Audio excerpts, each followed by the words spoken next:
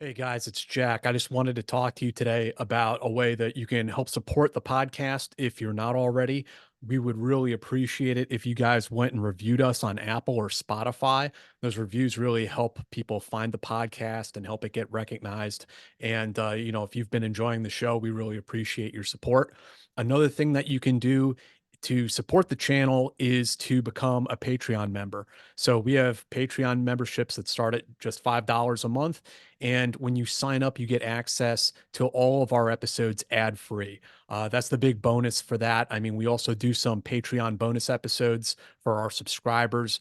But this is the biggest and best way that you can support the Team House channel and podcast if you'd like to.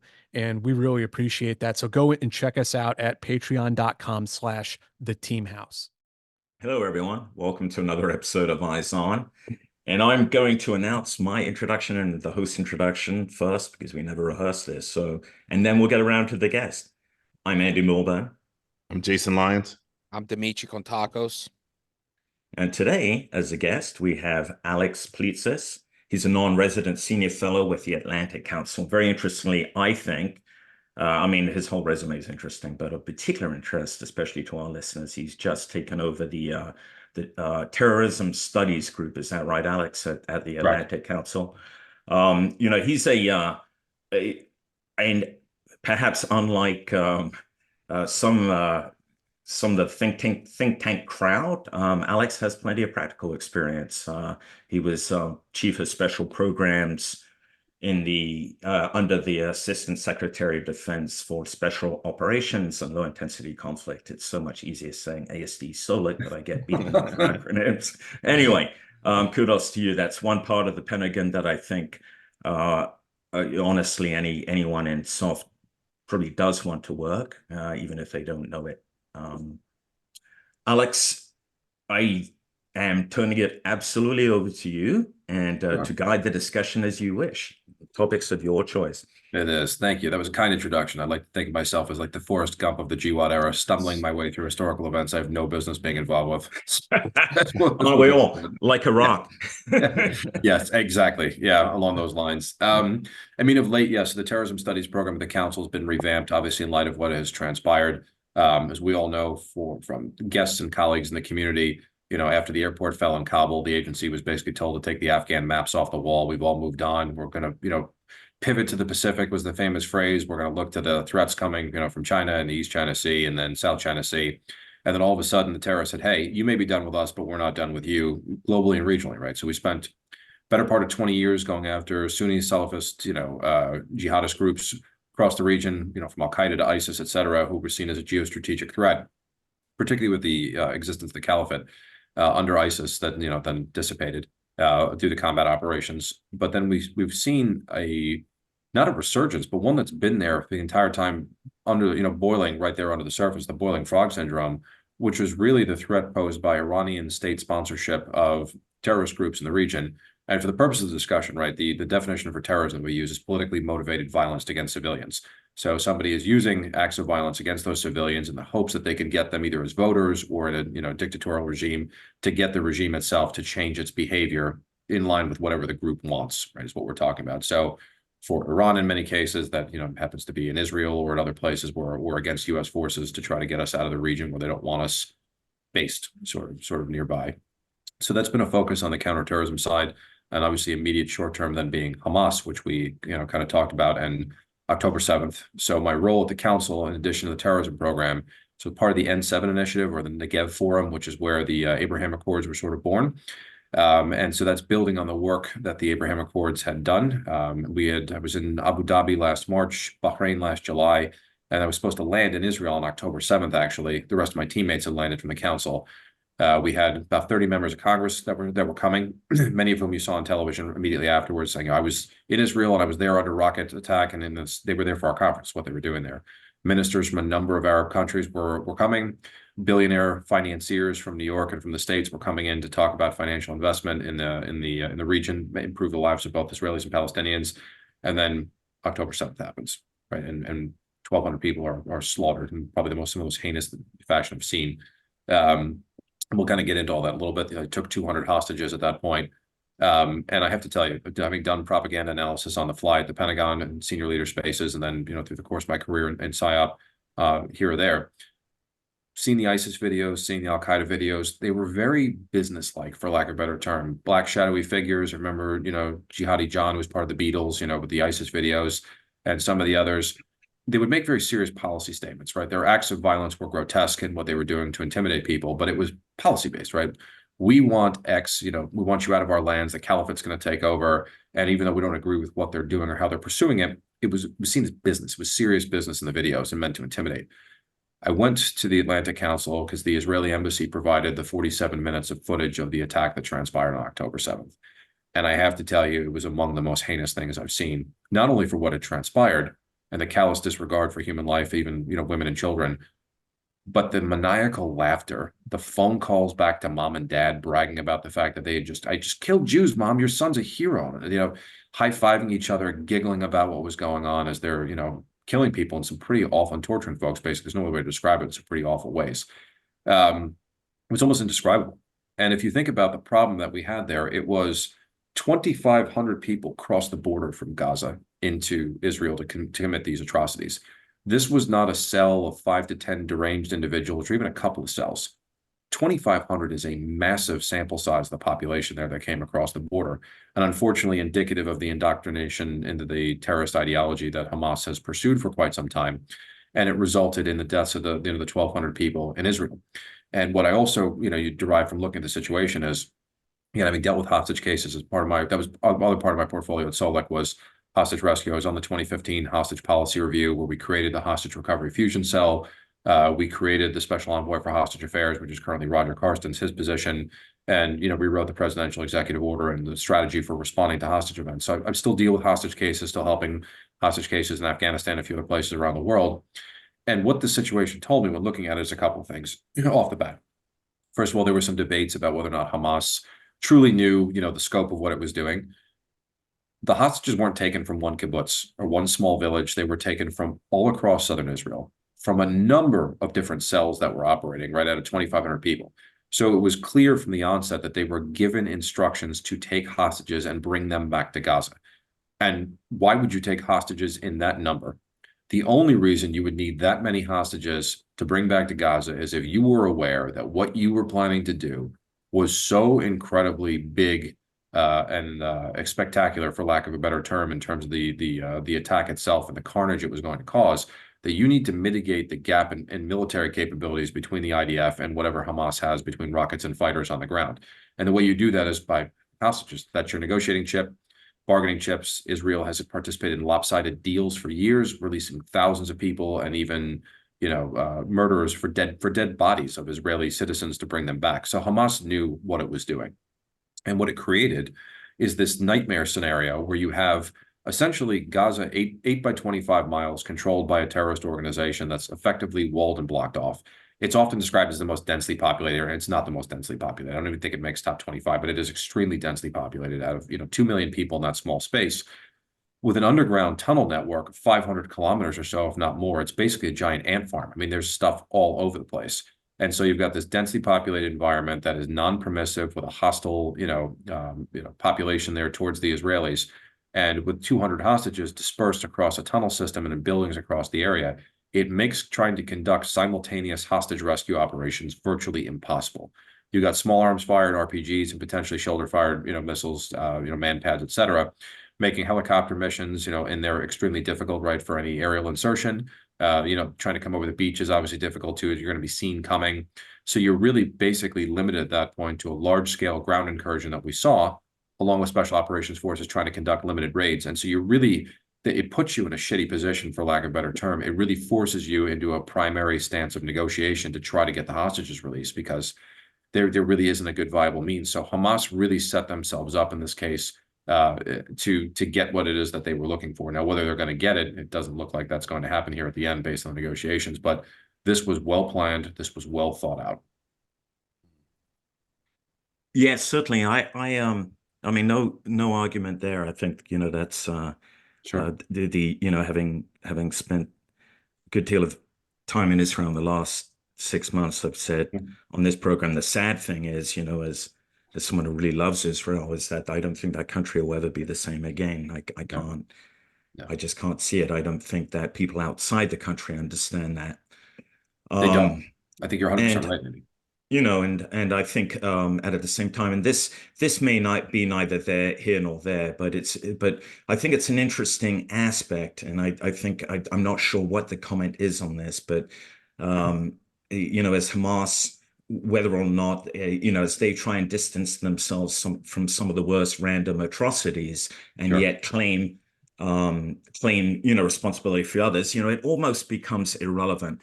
But an Right. interesting point, I think, is, and worth pointing out, with no agenda, is that a lot of those people who got out of Gaza were common criminals or Yes. opportunists, sadly. And that Yes. is what now the IDI thinks. I mean, I'm sorry, the IDF thinks occurred in some of the kibbutzes that weren't on their map, but were Correct. nevertheless attacked. Correct. Hearing the same That's, thing, and I think, to your point, if you look at the polling data coming out, there's 90% support for the war in Gaza, 90% for, eradicating Hamas, for lack of a better term, 15%, support for Prime Minister Netanyahu, which you think is rare, right? I mean, after 9/11, we saw a rally around the flag. surprised it's that high. Yeah. Yeah. No, I mean, yeah. No, I Yeah. mean, but having been there, I'm surprised it's that high. I didn't Oh, meet yeah. anyone who liked him. Yeah, So, they're furious. But like you said, the but impact yeah, is they've amazing. rallied. That's absolutely the point. So I wanted to now kind of jump forward, and I know, every time, no one can talk about this discussion without getting angry calls, and so Sure. on. Our listeners know, hopefully, hey, listen, this is we're going to go down this path because we need to, and just arguing either way as we get, fast forward to where we are now, right? And I believe, and tell me if this is, incorrect summary, and then absolutely want to hear your Sure. thoughts. So, things over the weekend, especially in the Arab media, there were kind of optimistic rumors that Hamas was going to accept the latest proposal, which happened to be an Egyptian brokered one, right? Right. And then sometime Sunday morning, Israeli time, Hamas targeted an assembly area near Kerem Shalom, Right. killing 4 Israeli soldiers, wounding 9. Right after that, so that in as far as the Israelis were concerned, hey, that's all bets are off, right? Sure. Knesset went into session, not the Knesset, I'm sorry, the cabinet went into session, came out by unanimous vote, decided to go ahead with invasion of Rafah. Hamas's claim at the time was, hey, this was self-defense. They were going to take Rafah anyway. That's why they were there in that assembly area, and the whole useless spiral of arguments. But as the kind of the initial shaping actions start in a phase that was estimated to take 2 to 3 weeks, evacuation of personnel, insertion of special operations forces, gathering and assembly, as all those steps are taking place, arguably William Burns was unable to say, hey, look, all this stuff is happening, kind of a veiled stick behind the carrot, and the carrot being potentially survival of Hamas leadership. And and at that point, Hamas counterproposed, but it wasn't the Egyptian proposal. It had changed in at least 2 points that the Israelis regard as critical. And that's kind of where we are now. Agreed. And I think, as you mentioned, for listeners who were in there, history starts for people on either side of this argument, either after Palestinians or after Jews were killed, and people argue to the death over who's got the moral right here. What we're largely talking about here is the military tactics and situation on the ground that's going on. You can draw your own conclusion about who's correct and who's not, and that's not. I'm not really interested in getting into the moral rights and wrongs here so much as like we're having a discussion about what's happening from a tactical perspective, from a strategy perspective, what's going well and what's not. Yeah. Draw your own conclusion. And we talk, we talk about politics here too. Yeah, absolutely. Sure. I think, I think our listeners count on us to be as bipartisan as we can, or at least if we present one view, then we argue back, and we've got pretty good at that. I think that's fair. Yeah, feel free to express your views at all. And okay. I mean, I think so. I wrote on October 11th, I wrote a piece for the Atlantic Council, basically detailing exactly what's happening now, the military strategy, how it was going to work. So from the beginning, Prime Minister Netanyahu laid out what he declared was his goal for the operation, which would be the demilitarization of Hamas, right? We know from 20 years of counterterrorism ourselves, you can't kill an ideology with bombs and bullets. That's simply not going to fly, right? But you can degrade and disrupt a terrorist organization such as ISIS, right, in the caliphate or so-called caliphate, to the point where it's rendered ineffective and can't operate the way that it was. But in order to do that in an area that they control, you basically have to conduct a giant cordon in search of Gaza, which you're then going to break up into chunks, which is what they did. So if you at the beginning of the operation, they basically, I mean, Andy, you're well aware, midway down Gaza is Wadi Gaza, like a wadi that kind of goes across a little valley. And they declared that to be basically the line of advance. And they told everybody in northern Gaza to get south. So that included the evacuation of Gaza City. Roughly 1 million residents then fled south. And Israel began conducting clearing operations inside the city. Hamas remnants were there, the battalions, and they fought. Hundreds of Israeli soldiers have been killed. This was a real battle that's been going on. Hamas did stay and fight. And the goal is to get the strategic weapons and the fighters. But when I looked at the 47-minute video of what transpired that day, and that's, again, where some of the analysis comes from, there were no strategic weapons. There weren't even really many technicals being used. This was AK-47s, pistols, knives, and grenades. That's what I saw. So the fighters themselves are what conducted that attack, though, that threat to Israel, right? So for them, it's the active battalions on the ground. So if your goal is to demilitarize Hamas and also ensure that that type of attack doesn't happen again, and I don't mean from a radicalization perspective, but people turn around and say, well, great, you're creating another generation of radicalized individuals because they've been now subjected to total loss of their families, their homes, their livelihoods, and this is just going to be a perpetual cycle of violence. That is one counter argument to go in. From a strictly military perspective and achieving the objectives that were laid out in front of them, the only way you can really do that is you got to go in and search. And so that would include remaining areas, Rafah and everywhere else, because the second you pull out, and all of a sudden Hamas still has strategic stockpiles of rockets and everything else, and rockets are flying across the border, the chiefs of the military, the government, who is responsible for ensuring this type of attack doesn't happen again, look like utter and complete clowns. So that's the political problem, never mind the actual military problem itself of not getting the remaining fighters and the stockpiles. You're never going to get every AK-47. You're not going to get every single fighter. But again, it's about disruption and degrading the institution to where it doesn't function, and you got to deal with the remnants sort of afterwards.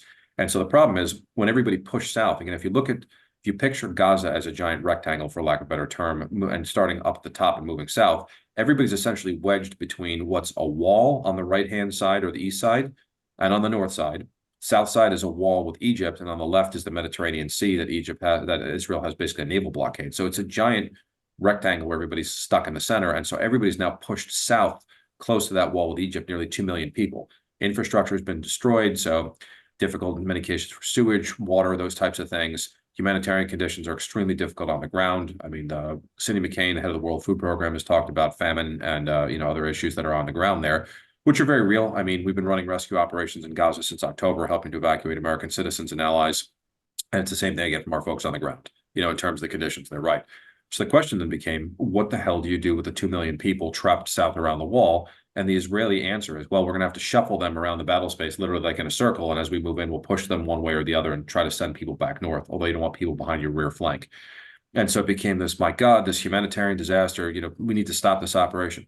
They're going to have to go into Rafah. You cannot achieve the military objective of demilitarization and leave strategic areas where you've got known Hamas fighters and stockpiles of weapons intact and expect to achieve your objective. It's simply not going to happen.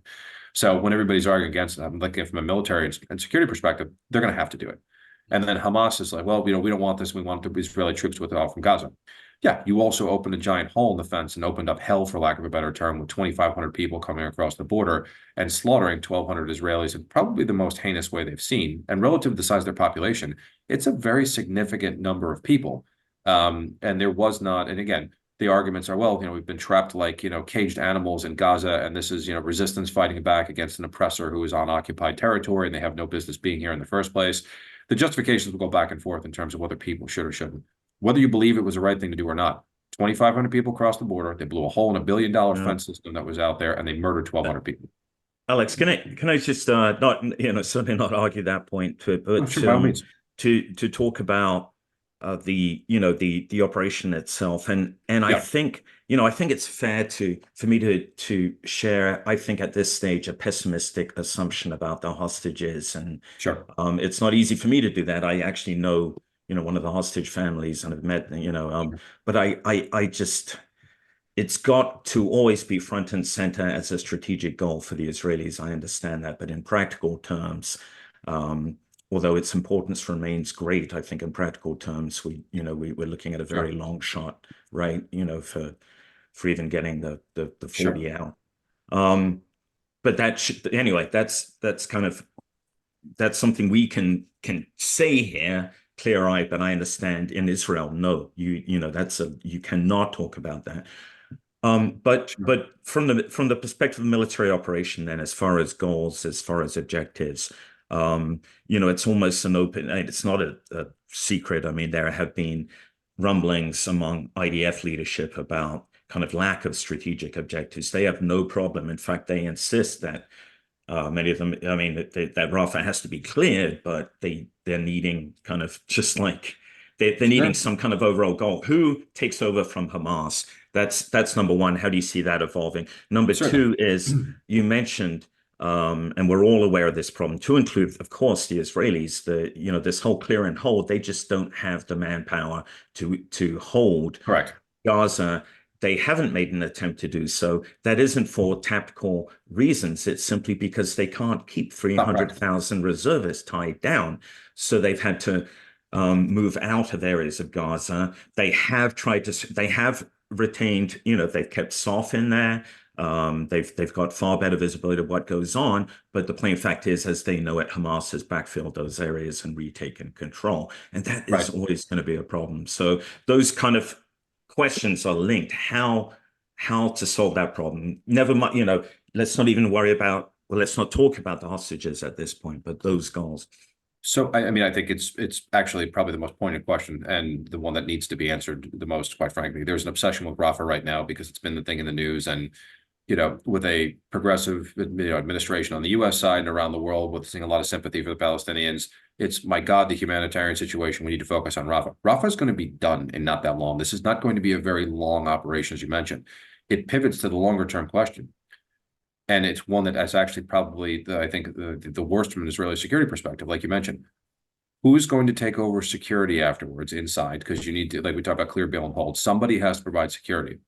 Who is going to govern that space, right? And then we talk about reconstruction. If we look at the damage that we've seen, 50% of buildings are damaged or destroyed in one capacity or another. It's going to be a decade to rebuild, at least on most estimates.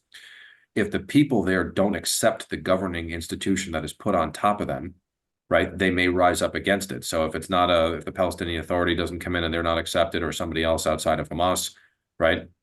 Now, not only do you have Hamas remnants that are going to rise up, but you may have the population that's going to rise up.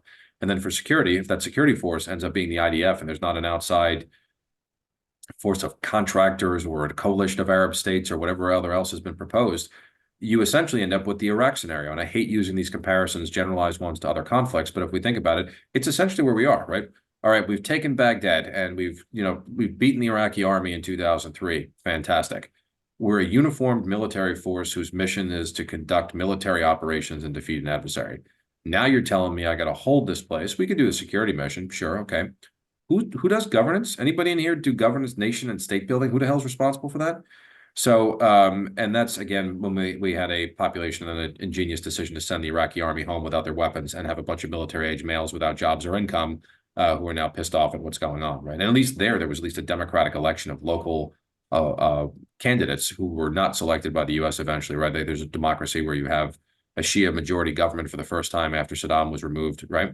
In Gaza, we're not even talking about that. So we're talking about potentially the Israelis, from what we're hearing at least so far, because there's been no announcements to what the hell the plan is, right?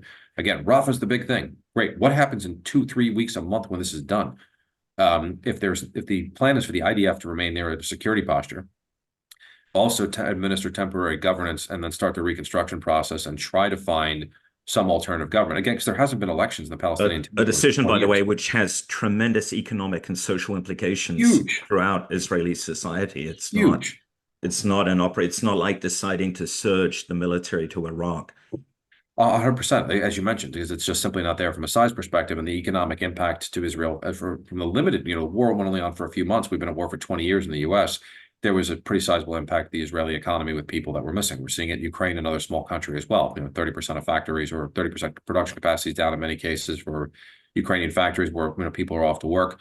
So the impacts are real, as you mentioned, from an economic perspective as well as societal. So even if that wasn't the case, but it is, you have to worry about that. You don't have the numbers, and you end up with that point. So for folks that are listening, right, the definition of what we're talking about here is an insurgency, where you have a group of people who are going to rise up against a governing authority that they don't recognize as legitimate, and against a security apparatus, in that case being the IDF, that they don't see as legitimate either. And it only takes, I mean, we did this in Iraq for a long time. I gave 2 years of my life almost in a country that I'll never get back over weapons of mass destruction that didn't exist, fighting in a counterinsurgency, right, and against an insurgent force. And in this case, what happened? Hamas fighters sticking their rifle out a window. Because again, like I said, you're not going to get every AK, every pistol, taking pot shots at Israeli soldiers. Kill 2, 3, 4 today, 5 tomorrow. It doesn't take that much where that adds up over time, and you end up in the sustained. It's actually Hamas's best case scenario. No longer do they have to break through a fence to attack Israeli soldiers. They can do it in their own backyard, and I just, one other comment, I guess just for kind of context, but the term occupation itself carries an incredible emotional, historical weight in discussions with the IDF, and I just turned a bit muted. No, I think you're 100% right. It's a very emotional term. I mean, even the way that areas of Gaza are described as the refugee camp, and people are thinking there's pitch tents somewhere because they're used to seeing that elsewhere. And refugees are people who flee their own homeland to go to another country, right? Otherwise, they're internally displaced persons by definition, right? If you're inside your own country, you're an IDP. If you flee to a neighboring country or an outside country, you're a refugee. They're not refugee camps. People have been living there since 1948, right? And the terminology is important because it's for them, it evokes emotion and a reflection of what they see as an occupation by the Israelis of land that doesn't belong to them, whereas this is the sovereign state of Israel, and we've got people in our country or neighbors they always like to refer to as a dangerous neighborhood who want to kill us. So it is. You're right. It's a very, very different mindset. It does evoke a lot of emotion when we're talking about it, and there's a question of whether or not there should be a two-state solution or a one-state solution. And unfortunately, this is the other conundrum that we need to talk about as well as part of this. It's blatantly clear based on the messaging from the Arab states, Russia piling on, China, other major players in the world, that they believe the solution to this is a Palestinian state based on the 67 borders before that war, which is a large swath of land in the West Bank with some land swaps, as they'll call it, whatever the hell that looks like, and then the Gaza Strip. From an Israeli perspective, forget the thinness of the state of Israel at those borders, whether or not it's militarily defensible, 11 to 9 miles wide at its thinnest point, right? You can cut the country in half. Just put that aside for a second. This is question of now of whether a two-state solution is possible. Is there somebody they can trust to govern a neighboring state to give up that territory, right? And then are you rewarding terrorism by agreeing to a two-state solution, even if it's not with Hamas after 1,200 people were killed? And is that now going to be seen as a forcing function for future policy asks on behalf of other people? And politically inside, and that's the other thing, politically inside Israel, there isn't the appetite, if you're looking at the polling data, for a two-state solution right now. So you have that as just the general background for what's going on. Then there's the political reality. So for those of you who are not following Israeli politics, because it's not something most people would do, so it's not just it is what it is. Prime Minister Netanyahu, it's a parliamentary style system. So it's a majority of the members of parliament get together, form a majority, and then they elect their leader who becomes the prime minister. In this case, due to a history of, Netanyahu has been one of the longest serving prime ministers in Israeli history. He's got a couple of stints in and out of the job there. The coalition he had to put together to get the job includes, what's described as the far right inside the Knesset, which are groups of people who are adamantly against a Palestinian state. Ben-Gvir is one who's very famous for being outspoken. I mean, he was so outspoken and outlandish in his behavior, the IDF wouldn't let him join. He actually didn't serve, which is rare in a country where service and mandatory conscription and getting in, not only just to serve, but which unit. And he's now Minister for Security, right? National Security, right? So, yeah. And that touches on a couple of things. Like you're right, it's Minister for National Security. And so for folks who are looking at this problem set, you got a guy whose feelings towards the Palestinians was so great. He's now the Minister for Internal Security, like you mentioned, National Security guy, who's made some outlandish statements publicly, like who cares about this? This should be Israelis, and Palestinian rights don't matter, which has been not received well. So Netanyahu, even if he wanted to make some more of these, what would be seen as progressive gestures towards, an Arab state or whatnot, Palestinian state, there's members of his cabinet who are adamantly opposed to this. And when you have a razor-thin majority, like we're seeing in the U.S., right? Like we've seen the shit show in the House of Representatives over the last 6 months, where it's like a game of musical chairs to figure out who the hell the speaker is going to be every 6 weeks. It's basically the same thing for the Israelis. If Netanyahu, does something that's considered too brash or too far as a concession, his government could literally collapse in terms of these folks would pull out of the coalition and there's a war cabinet, but at the end of the day, they could say, we're not doing this. And there's not a requirement to call for elections. And he wants to remain in power. So you have this domestic political problem with a razor thin majority and a group of people who are opposed to an Arab state. And then you have a global community who is saying that we're going to pay for this, we'll help with reconstruction, we'll recognize the state of Israel, in terms of the potential Saudi deal on the table, but it all hinges upon the acceptance of a Palestinian state on the 67 borders. And so the global community's viewpoint on this in many states, their desires and outcome for the Palestinians is at stark contrast and odds to domestic Israeli politics and the realities of the governing situation inside Israel. And so that is probably one of the biggest problems that people aren't seeing that's driving a lot of the inability to get some of this done, because you got people saying, you need to do this. People who are in power, like, I can't do that. My government will collapse. I want to remain in power. And that's essentially what we're looking at. Alex, let me. Oh, sorry. Yeah, sorry. Go ahead, Andy, Jason. real quick. You said something a while back. Sorry, it took me so long, but I ramble. You had mentioned in the after, I don't know about the possibility, but like an Arab-led, not I guess occupation, but temporary governance, perhaps, or security or something like that. Is there, in whether officially or not, are there any Arab states that would be willing to raise their hand that you know of and say, hey, we'll hold on to things, hold things together until you get it? And my second part of that question would be, how long would the Palestinian people be willing to put up with that? Because that is could turn into another occupation. So I will answer that with yes, but. So yes, there are, but with some conditions. Gaza was administered by Egypt for quite some time. People forget that, historically, it's not the first time they've had an outside country that's helped to administer the situation there. Egypt also has the highest anti-Israeli sentiment in the entire Arab world. I think a third of all Arabs live within 6 miles of the Nile River between Egypt and Sudan. When you look at it, it's the epicenter of Arab culture and language, one of the longest standing peace deals with Israel, but the highest anti-Israeli sentiment that's kind of around. And there's no desire, I think, for the Egyptians to do that. They're broke at this point. They needed the IMF loans. Sisi's been trying to guide the country the best that he can. And they were worried about a permanent displacement of Palestinians. And the reason that I mention this is tied directly to your question. For an Arab force to go into Gaza to provide security, potentially have to shoot terrorists that are trying to come after them, like killing fellow Arabs, fellow Muslims, and then also pay for reconstruction without a commitment to a two-state solution based on the 67 borders, or something that the Palestinian people would find acceptable. For a lot of the Arab states, and again, the Egyptians with opening the gate to the Sinai, the biggest concern that they have there is, if this is a permanent displacement and I open the gate, am I complicit in the end of a Palestinian state that includes Gaza? Am I doing Israel's dirty work for me? And the same thing is kind of thought and spoken in the background, but not publicly, amongst the Arab states as they're looking at the situation. If I provide the security force here and I do the reconstruction and there's no Palestinian state, I essentially am greenlighting the Israelis coming in, conducting their actions in Gaza, all the death and destruction that took place. Whether you agree with Israel's justification for doing so or not, it's the reality situation of what transpired. Am I complicit now in that because I'm providing these services on the back end and the Palestinians get nothing for it? So I think, yes, there are states who are willing to do so, but it's going to require that to be part of a comprehensive plan that includes a two-state solution. Gotcha. And right now, there's nothing for them to gain. There's absolutely nothing for them to gain to come in and offer to do this. They're vilified, by half the world. And they're not really achieving anything, and at great cost. And honestly, the impetus behind normalization has nothing to do with ideology. It's everything to do with the economies, right? And so why in order to achieve that would any country volunteer to take on a massive, unending, indefinite economic cost, not to mention all the political baggage that comes with it?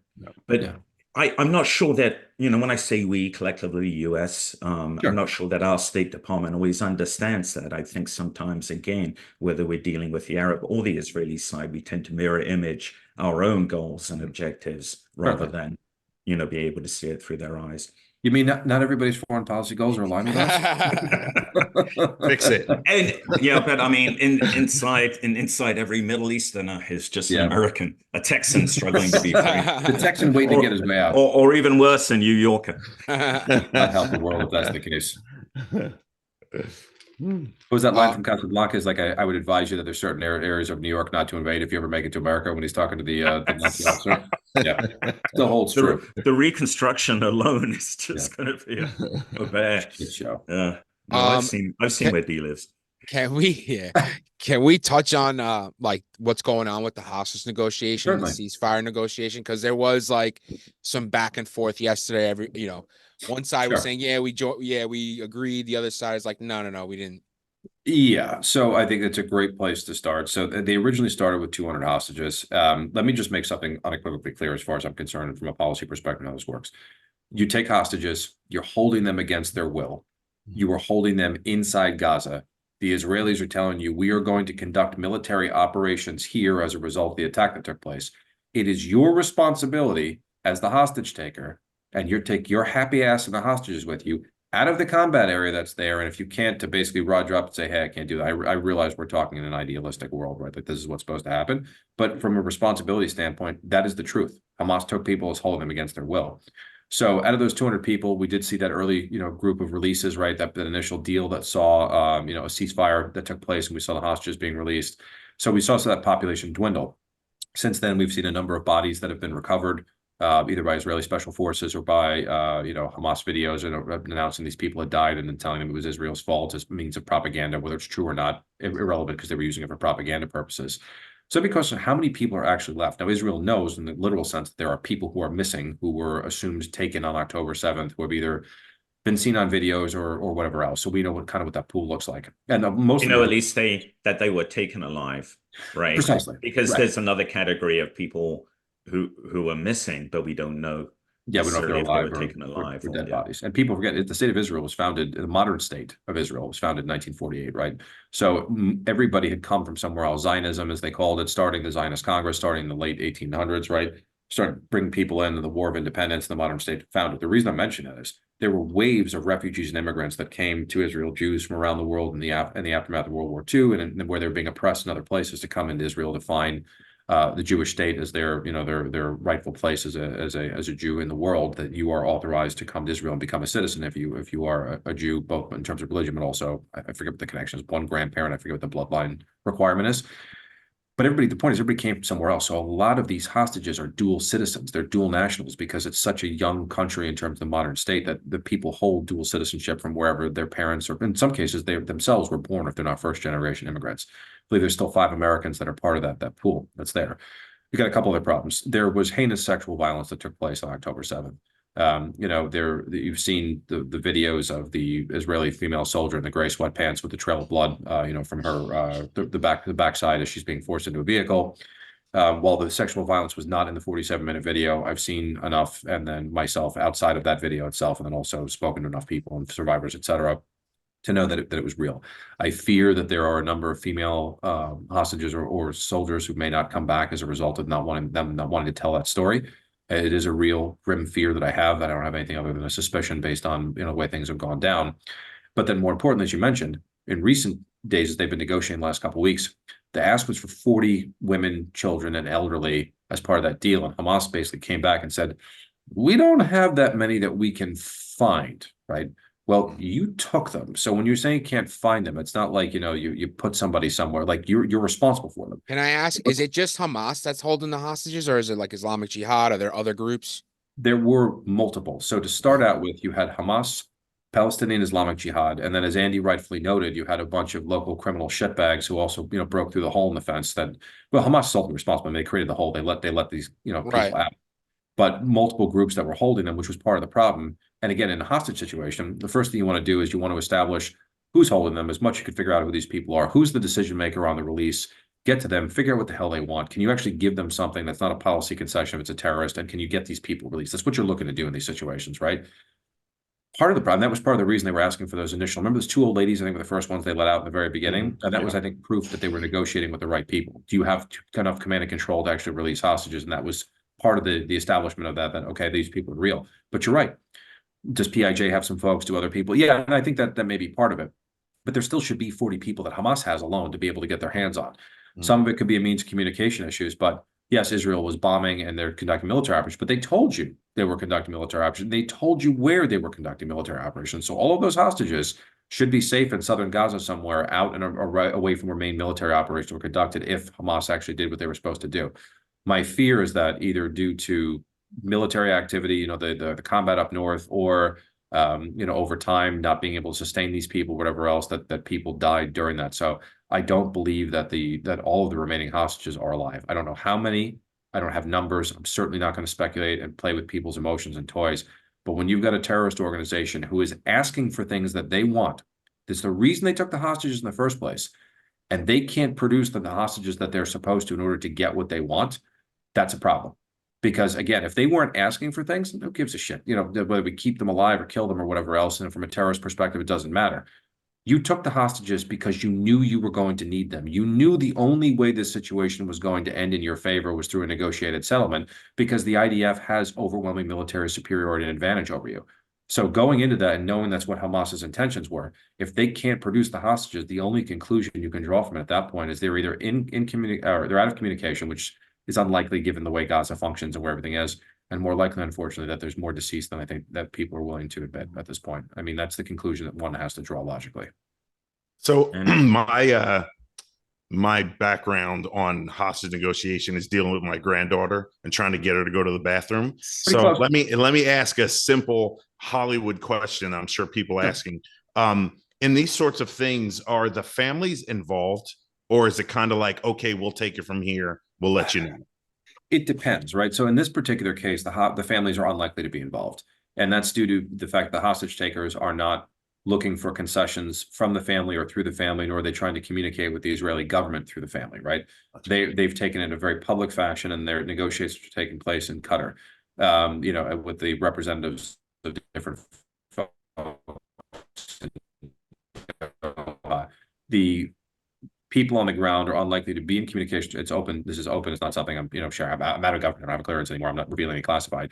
Their signals intelligence is good. I mean, they understand what's going on inside there, which I know sounds insane in the aftermath of October 7th, but they surge capabilities, and they've got a pretty good feel for what the hell's going on the ground. So if they were making phone calls with hostages, talking to families, et cetera, it would be a big problem. I mean, it's the reason they ran hard phone lines under the ground as a means of evasion from the Israelis, because they know what that looks like. So communication is extremely unlikely. If they need to put pressure on the Israeli government, sure, they'll try to activate the families by releasing these videos of people showing that they're still alive to get them fired up and go protest and try to agree. That's all means to pressure a deal that Hamas believes is in its favor. That's the reason all that shenanigans has kind of taken place. So the families are not that involved here. And the role of third parties, which normally get like folks like me and whatever else, it's not an appropriate time for me or someone else like me to try to insert myself in that situation. It's very delicate. It's ongoing negotiations at the governmental level. And unless they need help or you have some sort of unique thing you can bring to the table, you end up meddling and causing problems, right? Sense. Perfect. Thank you. This is not one of those situations where I've inserted myself. Gotcha. In your opinion, Alex, do you think hostages will be released? Because I can't see Hamas going for hostages being released without a deal on a ceasefire, and it doesn't seem like Israel's interested in that at all. So I think the big problem and the biggest disconnect in all of this is Hamas wants a complete ceasefire and a complete withdrawal of Israeli forces from Gaza. And it's like the guy who beats the shit out of you and you show up with a gun and point at him and say, well, I actually didn't mean to beat the shit out of you. I'm really sorry about that. I promise not to do it again, even though I've been spewing nothing but genocidal, rhetoric. And if I ever got my hands on you again, I'd snap your neck. I mean, it's essentially how the Israelis feel going at it, right? And like I said, if the military objective is to, demilitarize Hamas, they have to go into Rafah, and the battle, therefore, is not over. And they're not going to withdraw because who the hell is going to provide security? They're not going to allow Hamas to reform in the vacuum, to the extent possible. Again, well, that's yet to be seen over time, as Andy mentioned. People, creeping back up north and reoccupying areas. So that shit show is already coming. We're already going to see that battle line coming. Hamas' continued existence in the form of governance and a governing structure inside Gaza is a non-starter for anybody in the West. It's a non-starter for most Arab states. They don't like Hamas. This is not like behind closed doors. A lot of folks are like, I fucking hate those guys. I wish the war wasn't being prosecuted this way, but I'm really not, all that upset about Hamas no longer existing as an institution. They're not exactly a well-liked group amongst most of the Arab states. So the issue is then, is there a willingness to accept reality? You pick the fight you can't win. You can have a respite for a while. You could perhaps, ease the conditions for folks on the ground that are there. Perhaps even negotiate your own exit, like you mentioned, to save your own ass and go to some other country and try to live to fight another day. All those fucking guys are dead men walking. Every last one of them, the Mossad is going to get their hands on them and they are going to die. I don't care where they are on the face of this earth. That is one prediction I will make. I will not make a lot of military predictions. Those men will not survive. They will eventually, Israel's going to get them. So Sinwar, who's in charge, who by the way is a sociopath, the guy is a psycho. The one who was elected to take over Hamas, he was the internal security enforcer for Hamas at one point. He went to prison for only almost 20 years inside Israel. He was one of the ones that was released for Gilead Shalit back in 2006 at that point. He had brain cancer and survived because an Israeli neurosurgeon removed the tumor from his brain. So he had murdered Palestinians and I think plans to kill Israeli soldiers back then. And that's why he ended up going to jail. And he got out and he's running the show now from the tunnels under Gaza. He's the one that everybody's basically waiting on to say yes or no on this deal. And so far, it seems like Khaled Mashal and some of the others who were in different places in Doha or negotiating or wherever they happen to be hiding, it sounds like there's more favor from those outside to try to negotiate a deal. And he's basically like, no, it's not going to happen. So the question of whether or not there's a deal and hostages is going to get out is dependent upon Hamas accepting the fact this war will continue at some point. You picked a fight that you can't win, and the Israelis are going to finish it one way or the other, right? And it's whether or not you're willing to give some reprieve to the Palestinian people and release some innocent civilians and everything else if they're interested in doing that. And so far, what came back yesterday was that they significantly reduced the number of hostages to be released and also extended the time frame in which they would be released, like 3 a week or something like that, as opposed to 3 a day, which is a non-starter for the Israelis. So it would take Hamas getting serious on releasing the hostages as well as accepting the long-term fate that Israel's going to continue to fight. Look, if you didn't want the fight, you shouldn't have started in the first place, right? And their argument's going to be, well, then we'll continue to hold the hostages. And at some point, Israel's going to have to go in and try to recover the hostages themselves and take the territory, or there's going to have to be a deal settlement. But the terms that were put on the table yesterday from a security perspective and politically in Israel, non-starter, not going to happen. And Alex, correct me if I'm wrong, then you've got this really convoluted kind of chain of communication for the negotiations, right? So not even the US are in the room, the Israelis are not, and the parties are not. And then the parties that Hamas sends to Doha can't make decisions for Hamas, right? They've got to, and as you said, Alex, for somehow they're connecting with Sinjar beneath Gaza to get his final say-so on things. And it's like surreal. The Taliban in Doha as well. It's the land of misfit toys. Everybody there's a mouthpiece, but we can make any decision. They got to go back to Kandahar or Kabul to get a decision rendered. So yeah, you have that problem. And then it sounds like yesterday, another shit show is the fact that this, negotiation allegedly was taking place without the Israelis' knowledge that the changing to the terms. The Egyptians changed the terms, yeah. Yeah, and the way I read that was Hamas gone, ooh, I like this. This I could deal with. Everybody's been saying that it's Hamas's fault for saying no. So I'm going to come out publicly and I'm now going to say, yes, I've accepted the terms of this deal. At the same time, political pressure is mounting in Israel for a deal to be accepted and basically trying to throw the ball over in the Israeli court. Well, we accept the terms of the deal. It's like Congress plays the game, right? We passed the law. We're going home on break. Yeah, but your law coming out of one chamber or the other is completely unacceptable to the other side. So I don't give a fuck if you pass it and you're going back home to wherever you're from. That's not going to fly. And that's essentially what we landed on yesterday. Israel was like, I'm glad you negotiated with yourself and came up with a deal that you thought is feasible. It doesn't work for us. We're going into Rafah until you guys get serious. Mm-hmm. So the Israelis are basically saying, hey, that deal is in a fucking sushi menu. Yeah, exactly. Yeah, there will be hostages released. There will be things. Yeah. Yeah, I mean, it's in business too. You're a businessman as well, in addition to having time in service. When forget Donald and the art of the deal. There's only so many levers of power you can pull inside of a deal structure, right? You got terms, payment terms, net 30, net 45, net 60, right? How much profit margin you're going to have, what other conditions you can have or terms on the sale that's going to be beneficial to somebody else, right? You can tweak those levers, but a deal's got to be good for both sides unless somebody's back is in the corner. At the end of the day. Hamas is trying to pull all those levers in its favor, and Israel's never going to accept that. But Alex, I don't see any shaded area in the Venn diagram at all. As far as organizations, possibly there's some wiggle room. Israel, Hamas, maybe some wiggle room, maybe kind of a Tunisian type exit for the leadership, as you said, that the Israelis know will only be temporary. Right. It took them 24 years, but they got Arafat in the end, right? That's actually a fascinating story. If we got time for that, when you're done, I want to hit that piece because please, yeah. Well, I'm going to stop talking then. I'm going to stop talking. I would love to hear that. Yeah. So Arafat, so I got to meet one of the agency doctors at one point. It kind of told us the story about what had happened with Arafat because it kind of came up as a means because his job was to assess the health of foreign leaders and see how they're doing, right? And so everybody's always looking for anecdotes or cool stories when you go to training classes in the community. And said, well, Arafat, he actually died. And he's like, the Israelis didn't actually get him. And I said, what do you mean? He said, but they kind of did. I said, can you explain what you mean? And he said, well, he got sick. He ended up with septicemia, where he had, the infection had gotten so bad it got in the bloodstream. And when he was septicemic and required surgery, he was in France, right? So he was supposed to have surgery. I believe it was in Paris where they were going to conduct the surgery. And suppose the French doctors got together, like, with the septicemia that's here and the conditions and his age and everything else, there's a good chance he's going to die on the operating table. I'm not fucking touching him. I'm going to be the one labeled as responsible for killing Arafat on the table. And he was so paranoid that the Israelis would get him, in a medical situation, they would get to him like in a hospital somewhere, that he held off on medical treatment until the very end, until it was too late. So he's like, well, the Israelis didn't get him. It was the paranoia that they had induced in him after years of assassination attempts that actually caused him not to seek medical treatment until it was too late. And for the French to go, fuck this, I'm not touching him. That is such a great, that's such a great story. I mean, the irony, because how many times did Mossad try to kill him? I mean, Bergman, right. in that book, Rise and Kill First. And if you look up assassination attempts on Arafat, it's like page 56, 57. Right. I mean, Ehud Barak at one point when he was prime minister, because he had been their Delta Force equivalent commander in terms of Syriat Makal, right? I think at one point in his book, he talked about standing there with like I don't know if it was an RPG or like a shoulder-fired rocket, that he was in a field that was supposed to be aimed at killing Arafat. And then Arafat's in charge, and years later, he's the prime minister, and the two of them are trying to negotiate a peace deal. Jesus. I mean, that itself should give you an illustrative example of how fucked up the politics are there at that point. But there's some symmetry there.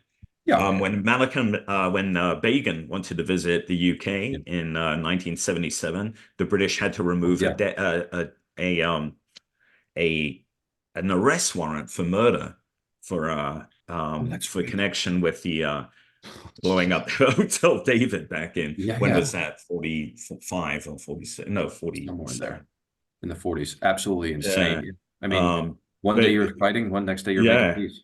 That's right. Yeah. And they found out almost at the last minute. It was a hilarious story. Special branches, that's awesome, but we need to be there for the arrival summit ceremony because we've. That is insane.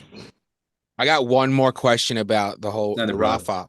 What does Egypt do? Because there's been some talk about Egypt kind of spinning up and is not interested in like you said, a million refugees coming through their, that border.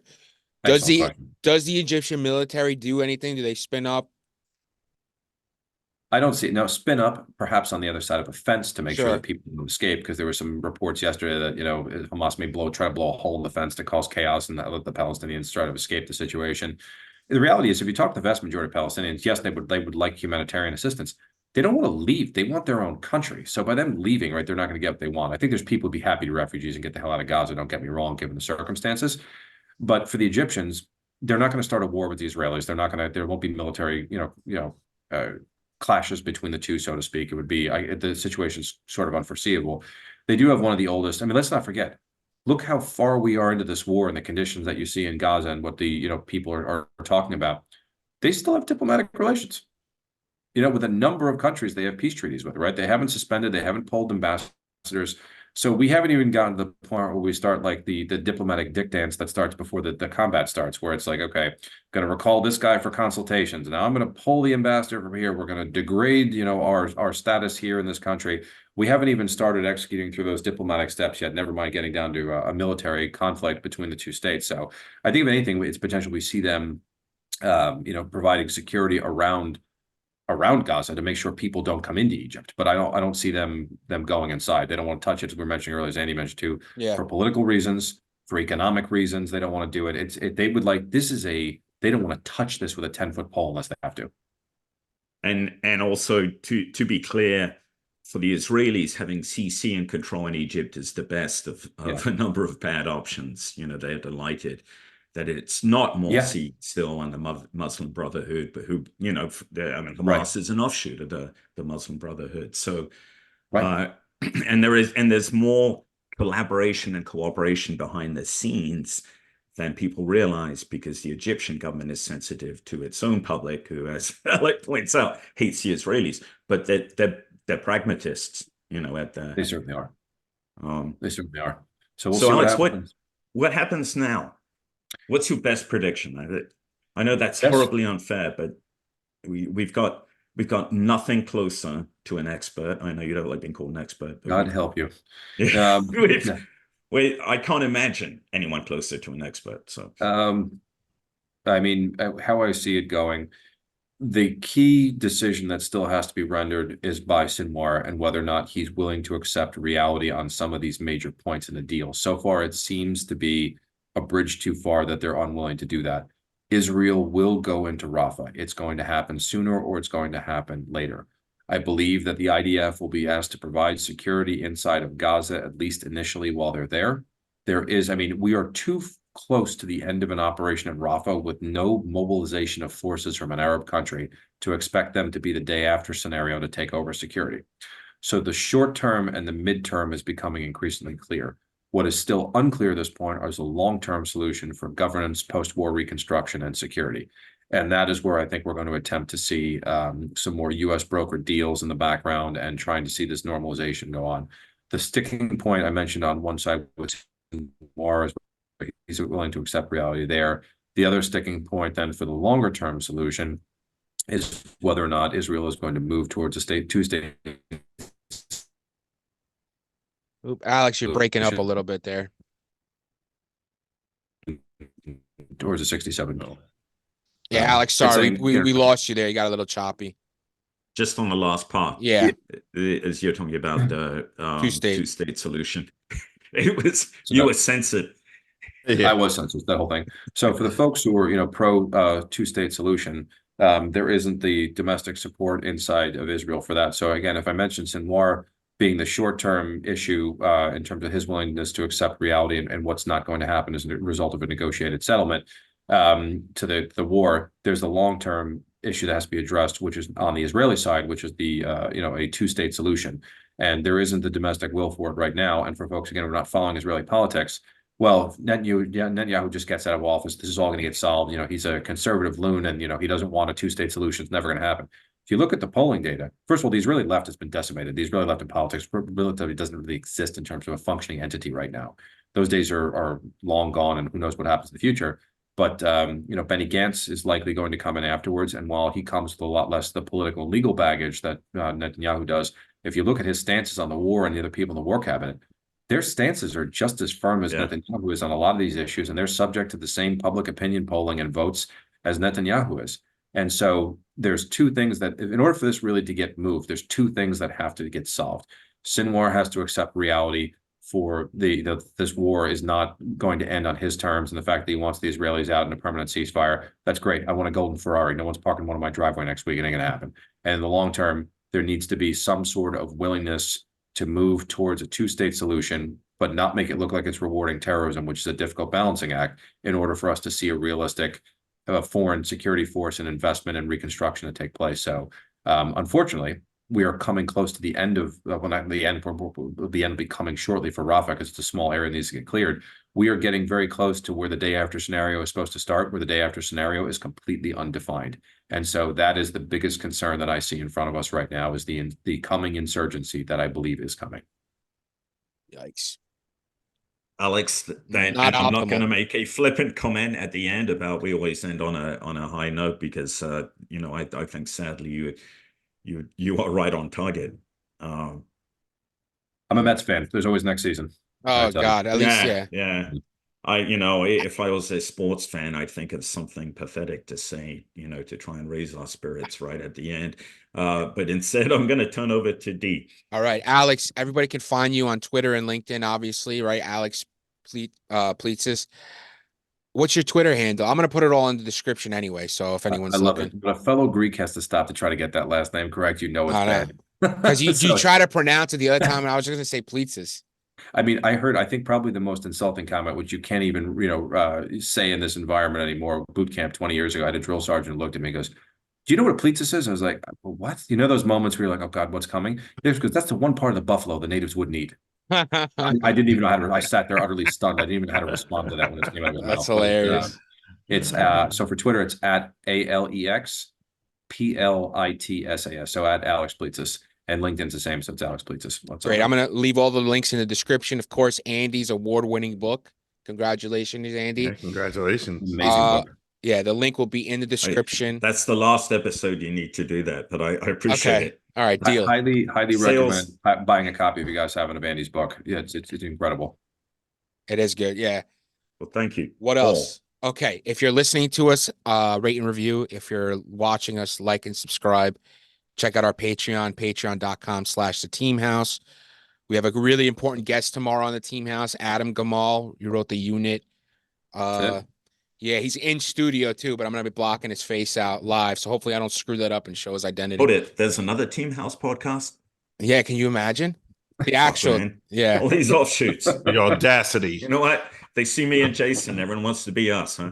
Exactly. It's not that fucking Jack something Murphy. God. Jack Murphy, that Green Beret rabble rouser. Another musclehead, Dave Park. It's a warrior scholar, right? Yeah, two wannabes. Rebel rouser. Thanks, Alice. We really appreciate this. Yeah, No, Alex, thanks for having me, guys. It's awesome. that was Thanks, awesome. guys. You too.